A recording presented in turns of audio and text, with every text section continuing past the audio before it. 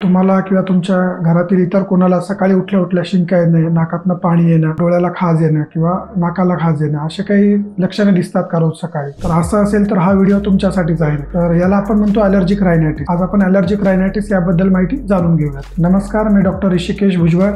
मी गेली 15 वर्ष पुण्यामध्ये होमिओपॅथिकची प्रॅक्टिस करत आहे. तर आता आपण समजून घेऊयात की ॲलर्जिक रायनायटिस का होतं किंवा कशामुळे होतं. बराचसा आपल्याला धूळ किंवा इतर ज्या गोष्टी असतात, परागकण असतील, पोलन्स असतील, तर ह्याची ॲलर्जी असते. त्याचा आपल्या शरीरामध्ये जर जास्त प्रमाणात शिरकाव झाला तर आपली बॉडी त्याला रिॲक्ट करते की आपली इम्युनिटी जी असते ती त्याच्याशी फाईट करण्यासाठी रिॲक्ट करते आणि त्याचा रिस्पॉन्स म्हणून आपल्याला नाकातनं शिंका येणं, नाकातनं जास्त पाणी येणं, खाज येणं, डोळ्यामध्ये खाज येणं, घशामध्ये खवखव होणं अशी लक्षणे जाणवतात. तर त्यालाच आपण ॲलर्जिक रायनायटिस किंवा ॲलर्जिक सर्दी असं म्हणतो.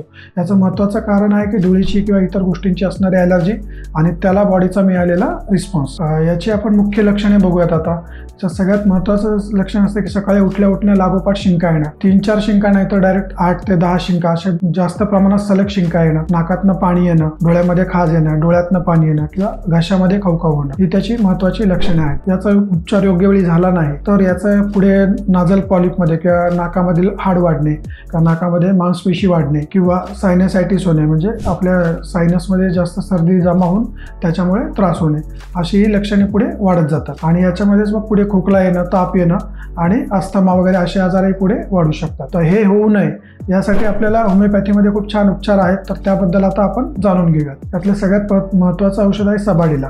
यामध्ये सकाळी उठल्या शिंका येणं, खूप जास्त शिंका येणं आणि घशामध्ये खवखव होणं ही सगळ्यात महत्त्वाची लक्षण आहेत. आणि याचं महत्त्वाचं लक्षण आहे की कुठल्याही स्ट्रॉंग स्मेलमुळे, परफ्यूममुळे, उदबत्तीच्या वासाने किंवा भाजीच्या तडक्याने जेव्हा सर्दी सुरू होते, शिंका सुरू होतात, त्यावेळी हे औषध खूप जास्त उपयोगी पडतात. त्यानंतर दुसरं औषध आहे आर्सेनिकम अल्बम.